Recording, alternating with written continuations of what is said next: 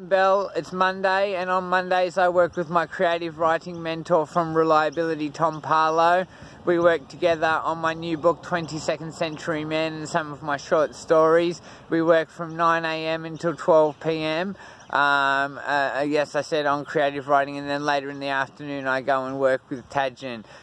Today we were just going to do a bit of a discussion about world building, and I was just going to talk about some of the things that I did to build the worlds in Kings of the New Age, The Quest of the Balancing Stones, and my new book 22nd Century Man. So, you know, writing Kings of the New Age, The Quest of the Balancing Stones was no joke. At the time I was working with my creative writing mentor Robert Burley, who was provided by Reliability. Robert Burley passed away about a bit over a month ago, so rest in peace to Robert Burley. And then I worked with Brooke Forbes, who was also provided by Reliability. But if you've read Kings of the New Age, The Quest of the Balancing Stones, you know the plot is in-depth and complicated. You know, there's an elaborate war and a military coup that takes place in the book, and there's an entire plan to overthrow a criminal regime. So I want you to know that when I wrote Kings of the New Age, The Quest of the Balancing Stones, you know, there were many activities I undertook to plan out the plot.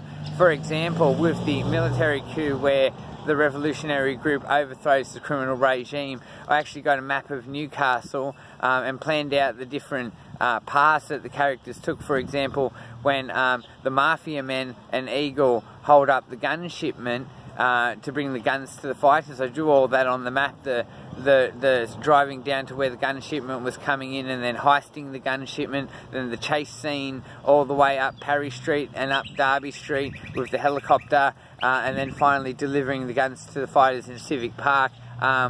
Also the path that the revolutionary Josh took as he delivered the codes that they had stolen, the codes to the water supply from General Bruce. Arthur had snuck into General Bruce's office while he was distracted by Innes having sex with her, and he had stolen the codes, and he had delivered the codes to Josh, the revolutionary fighter, who then made his way up out under the wall and up the harbour towards Horseshoe Beach, where he then came up on the beach and made his way through the park, and then made his way up to Fort Scratchley's, where he then broke into Fort Scratchley's and poisoned the water supply. That was all drawn on maps as well.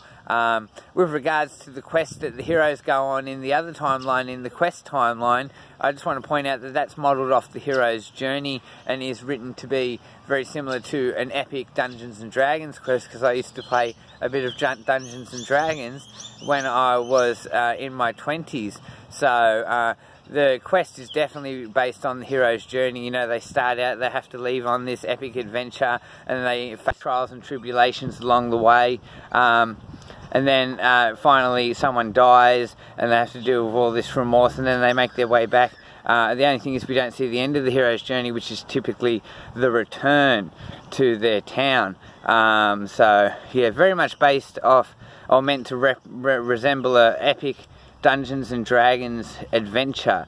Now with 22nd Century Man, I've done a couple of world building exercises, because in 22nd Century Man there are a family who are 3 generations after the man who has been frozen.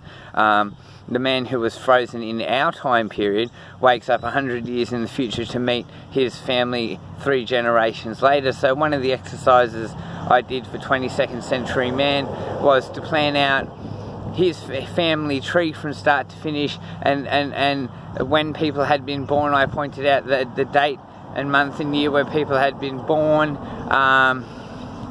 and then their children, and then when they had been born, and calculated based off the family tree I drew how old everyone was and when they were born. And there's a whole generation of the family who actually die in a terrorist attack, and I planned that out. So the family tree is one exercise you can do if you're dealing with family characters in your book. Draw a family tree, figure out who the families are. And about world building, I also want to say, you know, consider the politics of your world. You know, I consider politics in everything I do. I'm very informed in politics, so I considered the politics of my world. Consider the laws of your world. In 22nd Century Man, the laws are very strict, and Australia has become a very extreme left-wing conservative regime where you're not allowed to say anything offensive. It's excessive, extreme political correctness, and we won't go into it, but I support political correctness, but it's very extreme political correctness.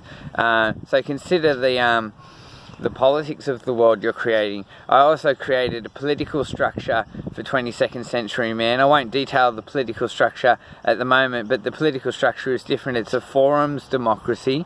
The society has online forums where people can suggest policies, but then everything is ultimately decided by a group of people who sit at the top of the society's hierarchy, who are called the committee, and they assure that every policy that is passed and legislated meets with the society's statement of values, which is a very far left-wing conservative statement of values which the society has given itself a contract to maintain. So see, you can do all these exercises, and you really have to think about your world. You have to think about the political relationships that different groups have. You know, there's a lot of factions in my stories that are warring with each other, so think in depth about everything you do. So I'll hand over to Tom now, my creative writing mentor, and he's going to talk a bit about world building and plot development as well. Yeah, so I think Nathan's brought up a lot of good points, and one of them is that world building is really important, particularly if you're doing fantasy and sci-fi writing, but even for fiction writing, understanding the world and the characters and where they exist is a really useful tool, partly just to help you write, but it really helps you kind of come up with the little details, the nuances that you'll find bleed into the way that you write your characters and the way that you write your world.